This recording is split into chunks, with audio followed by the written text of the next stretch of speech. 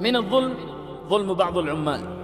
مثال: يشترط هو إياه على دهان أو على بوية للبيت. مثال: كم يا عم؟ قال لك 2000 ريال.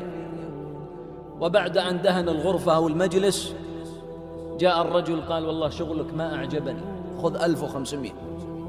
يا عم اتق الله، و500 ريال. قال: انقلع روح هناك، ويظن أنها شجاعة.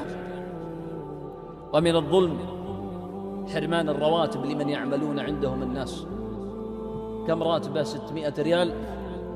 مسكين هجر إخوانه وأولاده وأبويه. كم من الناس من إخواننا المسلمين عندنا من العمالة توفي أمه وأبوه وأولاده والله ما نظرهم، وهجرهم لأجل 400 أو 500 أو 600 أو 1000 ريال، ويأتي كفيله يتصدق